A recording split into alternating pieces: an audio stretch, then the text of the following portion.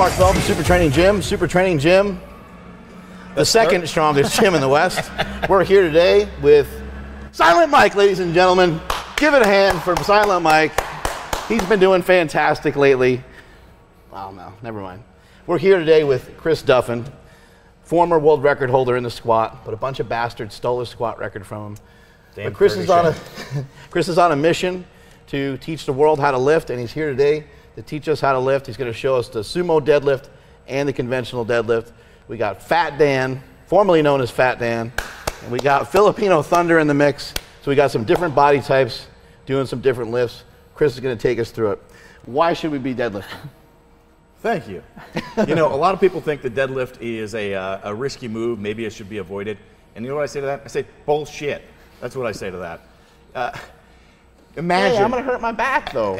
Yeah, you throw your back out, and now you're trying to take the groceries in to the house, and you know, your wife's got to take them in because it's hurting you, right? Or let's take the other side. You're a 65-year-old grandmother, and you're trying to pick up your granddaughter off the floor, but you're stressing out because you're worried about it hurting your back, right? I mean, this is life stuff. This is important shit. You need to know how to handle and pick up loads off the floor.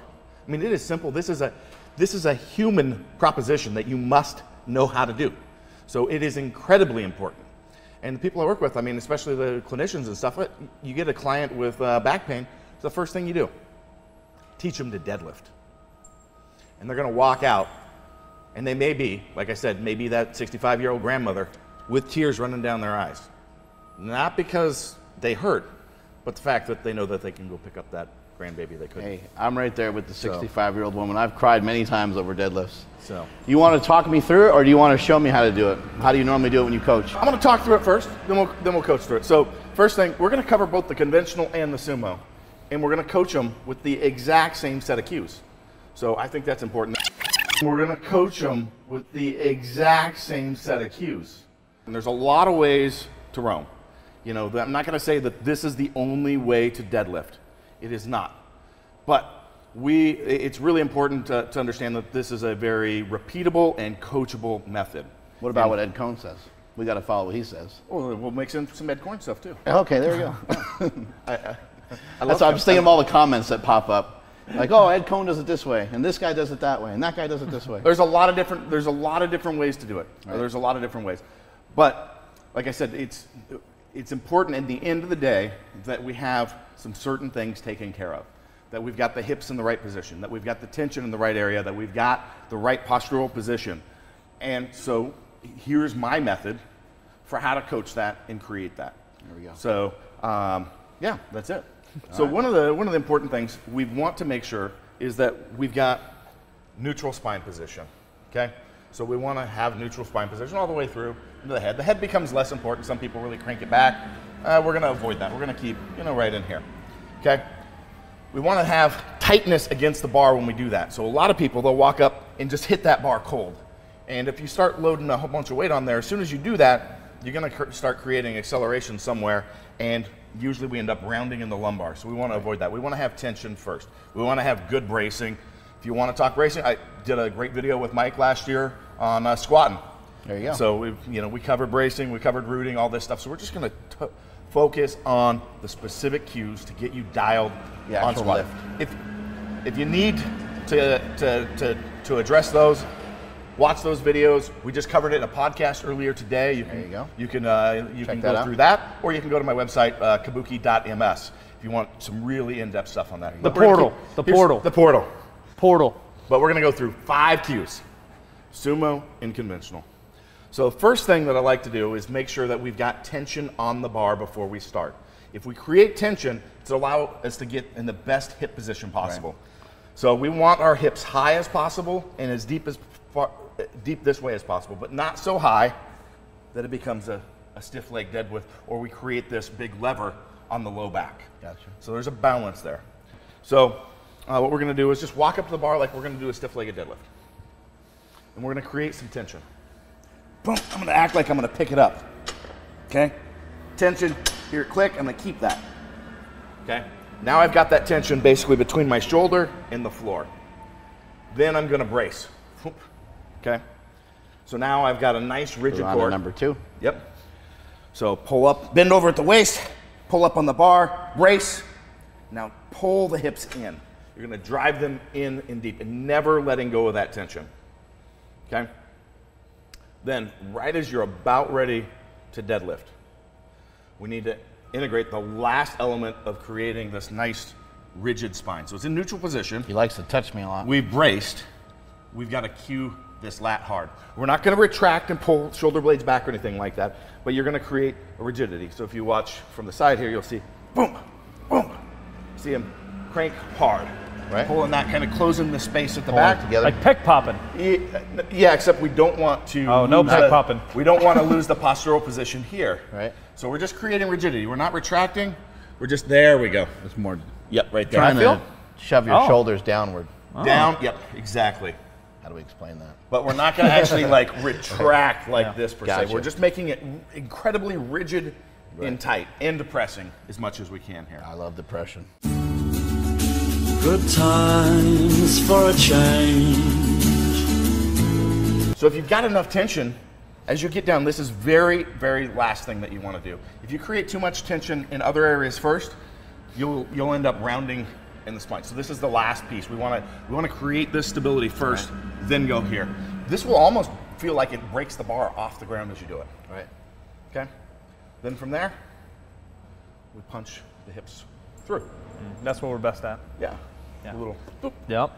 So we want to think about wedging. So now we've dropped in position. We want to think about wedging our hips under the bar, really in the setup and through the lift. You don't want to think about lifting the bar, but wedging through to complete. You want the bar to move the least amount possible, actually.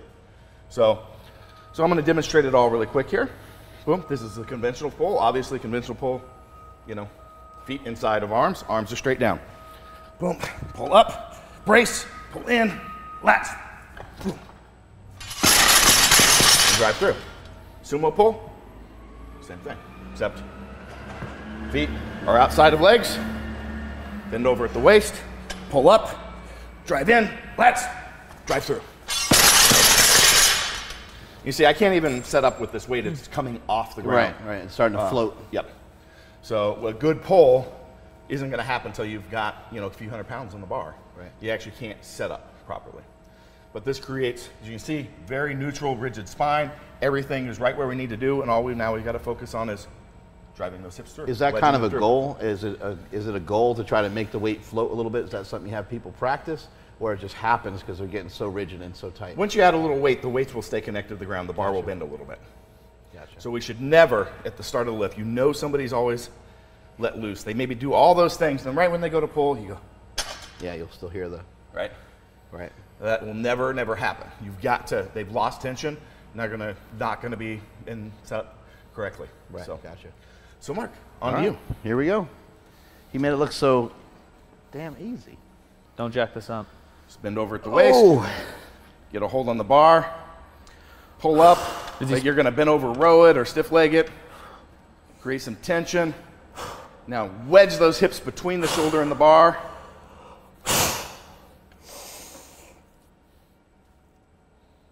And lats, boom, wedge through. You mentioned breathing after getting a stiff leg position. I've heard some people, after they get into rhythm of their pull, will breathe at the top. What are your thoughts on that? If you're talking repetition, that's fine. I mean, before you grab the bar, not repetition, even single. So that is fine. I do it because I have trouble getting my breath and keeping it from the bend over position. What we don't want to do is we don't want to wait till our hips are all the way in and stabilized. Yeah, kind of like this. So it just depends on how long you can hold it. I'm trying to minimize the amount of time, so I'm doing it the latest point possible before I drive in. Makes sense. So you could do it up here. Yeah, that's totally fine. Just means you got to hold it longer. I didn't want to break up your 5 rules, but I know some people do that. Yeah. Just to clear things up a little bit, sometimes with a belt on, this makes the whole thing a little bit more challenging sometimes, makes it more challenging sometimes to get your air. And when you're big and you're thick, like Chris is there. He called me fat. Yeah. Called me fat. When you're fat, like Chris, it's hard to get your air. And so what he's talking about is he does it with his legs straight right before he goes, while other people, like Mike is pointing out, sometimes they'll breathe at the top. You're saying either way is acceptable as long as you got those other rules. As long as before you drive the hips in with this setup. Like Makes I said, sense. you know, I'm not. There's other ways to deadlift. Yeah. This gets us. If we use this as a sequence together, it gets us everything that we want accomplished, and it's very coachable, very repeatable. Do you have a preference, breathing through the nose or breathing through the mouth? No, I don't. Either way, whatever works for somebody. Let me try the sumo. What I liked about what you said so far is there wasn't a ton of specifics. It was just rules. Yep. Here's the 5 rules. You didn't say, oh, your feet need to be this far apart, or they need to be this close together, or your hands need to be here. You said, you know, conventional, your hands are outside. Sumo, your hands are inside. You didn't say, like, you got to point your feet out 37 degrees, or you didn't have any weird, you know, thing like that. It was just a list of rules. These are the very basic and straightforward approach. If we're working with somebody, we might refine some minor stuff. Well, depend on them, but man. yeah, that's going to depend person to person. I feel like that's what some people may focus too much on. It is. Yeah. Yep. Pull up, wedge the hips in, lats. There we go. Pull up on that bar, wedge those hips in, more. There we go. Mike sometimes will get a little roundy through here. You have any advice for some of that? Yeah. There's a lot of... That lat will help take out that rounding in the lower thoracic. Right. That thoracic lumbar junction. Now, a real key component to the whole thing, though, is to do this over and over again throughout a training cycle, right? Absolutely. You're not just going to, like, take these 5 tips and these 5 rules. Sometimes you can notice a increase in strength, but you're really going to notice the biggest increase in strength when you follow these 5 rules for a period of time, correct? Yeah, and it's hard to think about. I try to have like all our cueing into like the least number of rules possible or cues to get what we want. Because even 5, that's like a mind fuck when you walk up. It's like, what? Oh, I missed one. You know, it's like it needs to be. You need to get to the point where you don't have to. You forgot the third rule. Yeah, Arnold Schwarzenegger. So it takes practice. Repeat. Twins. Anybody? Oh, I promised some cone. I promised some cone, right? Yeah. So we talked about the hips being as close to the bar as possible, and we talked about wedging. If you want to step back, I'll show you. Ed Cohn, 901-pound deadlift at 220 pounds. The man. The GOAT. So let's say we do everything exactly God the same. rest your soul, Eddie. Pull up, drive in, wedge, wedge, wedge, and it's the scooch. One leg, then the other. Wedge in just a little bit tighter. The scooch. The scooch. Scooch your gooch. Wow. Yes. He never shared that with us, that motherfucker. He's holding back. Wow, what a piece of shit. I'm gonna have to call him up. But you're basically driving one leg out and then the other one out, just trying to drive in a little bit. One just at a time. Just get those hips in just a little bit tighter. How critical is it for someone to have their back flat? You know, we hear a lot about, you know, rounded back deadlifts, and then also there's got to be some play when you get to 99% of your max or 95% of your max. What's your thoughts on Speaking rounded of flat? the GOAT, there is a picture going around online, you know, and he's a little turnt more than you might think. You know, it's not picture perfect lines, right? The human body isn't even made in straight lines per se. Well, my view on that, one of those is look at a lot of the big deadlifters, and they have a huge amount of mass on their back. Right. So even your picture may not be reality. What you think is the spine may be hypertrophy. What I found is if we cue everything correctly, like Mike blamed his clothes one time for having a rounded back. we can get to a neutral position to maintain it. And this is where I talk about the lat being really integral. Right. So if we lose just a little bit there, we'll end up with that little bit of rounding through the lift. And if we take that out and get better engagement, we'll see an improvement in position. I've had a lot of people say, "Oh, I'm not neutral. I'm rounded." Right. But if you want to look at my erectors, I mean, it's like a couple inches before you even get to my spine. Right. So they're just going to be sticking out anyway. they're sticking no out. matter what the hell you're doing. It's really hard to actually see what it is doing. Let's have a few of these other guys jump in here so we can see what they look like when they do it. He's always super explosive off the ground. Yep. Slow it down. And we're just going to coach you on this, see what we can do, okay? Sure. So it's 135. He's a mess. I You don't have to apologize. show me how explosive you are, okay? Sure. All right. So bend over at the waist. Another dude asking you to bend over again. All right. Pull up on that bar. Drive those hips in. Okay. A little bit more. More here. There. Now go. You guys see his back position? Way different. And that was, did you see the very, very minor change in shoulder? There. Now go. It's like moving 1/4 of an inch, that last little bit, but that dramatically changed this structure right here. So right here, the weights are coming off the ground a little bit. When he has a little bit more weight on there, what's going to move? His hips will drop a little bit more. The bar will bend a little bit more. The bar will bend. Okay. The bar will bend. That's a great way to warm up with this weight. How much do you deadlift? 700 or something. Yeah. He gets over 500. As soon as he gets over like 550, the bar. That's where his deadlift is going from. So why would he be training 2 different deadlifts? Right. Cool. Chris, you have a preference with how tight you wear your belt or where you wear your belt? You coach people on like when they should put it on or anything like that? Not really. You know, I've gone personal preference type deal. Yeah. I mean, I like to do a fair bit of pulling with no belt. I'm not big on maxing out for ego purposes without a belt. Right. You know, some people like to and have PRs there. Not. Right. A risk reward just for me, you know. I'd rather do some training there though, just so you are training. So I may work up to 500-600 pounds before I throw a belt on. Gotcha. Tightness, again, same thing. You don't want it so tight that it becomes restrictive, where it sucks you in, because then you can't actually brace appropriately. Can't push out against it. I think that's super common. People think the belt's gonna like wrap their spine. The belt is the stabilization. It is not. Yeah. So now it's.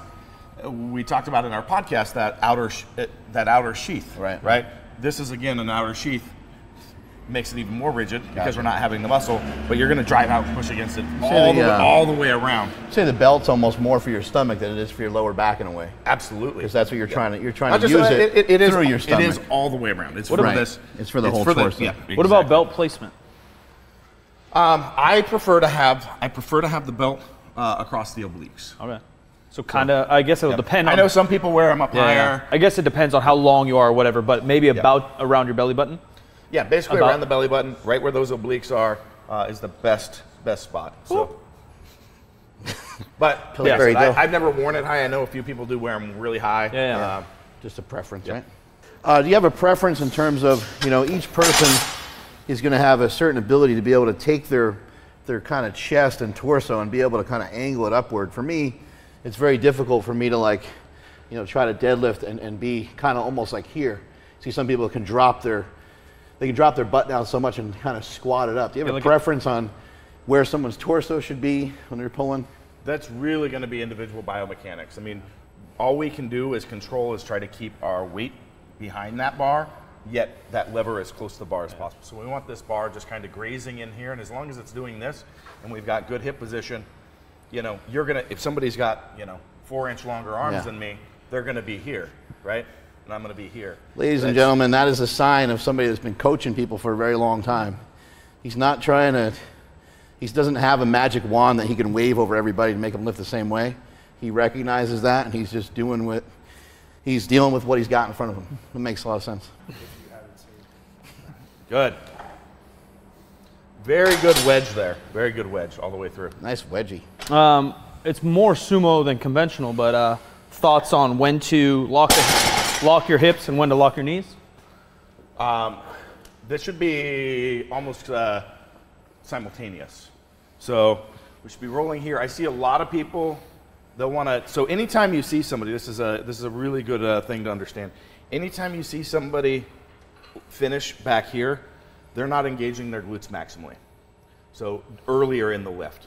It's an absolute fact. We have a boy named Fat Boy that does that all the time. Yep.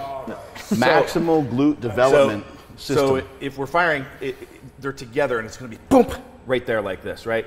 Here means we're using the erectors to pull up over the top of the torso.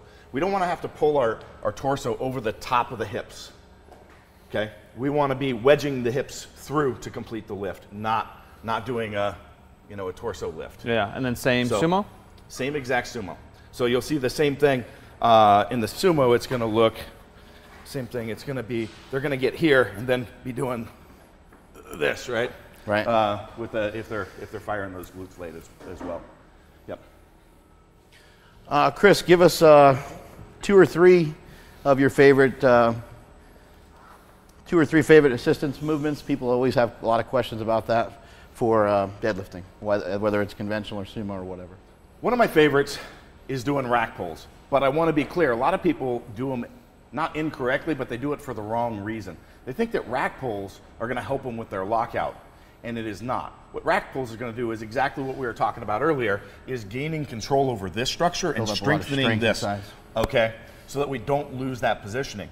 If you're missing a lockout, nearly always I'm going to drive you back to the setup. There's something wrong in the setup, and you're usually a very explosive puller off the floor. Right. Right? I get to pick on people too. I hear you're the punching bag, so I'm just jumping right in. I've made this comparison. You'll end up really explosive off the floor. Right. But if we slow down that setup and change the setup, it's going to rebalance the lift, and now they won't have trouble locking out because they're going to be in a better position. They're here doing this, right, trying to recorrect the positioning that we never lost to begin with. Right, gotcha. Okay. So rack pulls are a great assistance. I also enjoy doing some deficit work, but very, very small deficit work. I'm talking like 1 inch. Right. So maybe 2 inches at max. I see a lot of people, more is better, more is better. And so they get off these huge deficits, and now they're training something that isn't a deadlift. Doing a completely different movement. They're doing a different lift, yeah. And potentially compromising themselves as well at the same time, because usually you'll see them getting in, they pushed it so far that they're compromising, getting in position, rounding, doing other things that are going to potentially put them in harm's way. Right. Pulling against chains is another favorite. So that I like loading the chain in the center of the bar. There's a couple things to that people don't realize. I'm actually doing a deficit and doing a rack work at the same time. Gotcha. Because with all the weight loaded in the center bar, the bar is not going to bend. Right. And so I'm not getting that nice little, piece at the beginning I'm used to. So I'm getting, a 1-2 inch deficit basically, right, and I'm loading the top, and I'm training the whole movement. So, right, so those are some of my favorites. They're just deadlift variations. And then you mentioned the lats. Is there anything that we can work on, outside of the deadlift to help improve our positioning in the deadlift, help build up the lats, kind of the way you're talking about? So what you should do is every time Mike is Silent Mike here is deadlifting, you should walk over and do his deadlift for bent over rows. It should be a blast. One, it'll crush his ego, and you'll get stronger and better. So that'll hurt really bad. Mike's getting strong. That'll kill. It will. He's probably stronger than he was last year because I did that to him last year. He probably doesn't remember. But I was very skinny last year. He was. But bent over rows are another one of my favorites. So just for overall development, and for the lat development, a huge player. And the lats play a big role in all 3 lifts, but it's not in actually moving the weight. It's actually controlling our position, and that plays a big role in how the lift is performed. We were talking to hit people. We were talking at lunch, and you were talking about how Stan Efforting can't get bent over in the hole on squatting, right? Because he has such a massive upper body structure. Same thing, right? He's so jacked. He is so jacked. I think that wraps up. You got any more questions for him? That's it. We done or we finished? That's it from Super Training Gym, the second strongest gym in the West. Boom! Leave us a like or you're off the team. Leave a comment down below. And if you want to watch other videos from the strongest gym in the West, click right here. If you want the best lifting gear in the game from howmuchyoubench.net, click over here. Right here.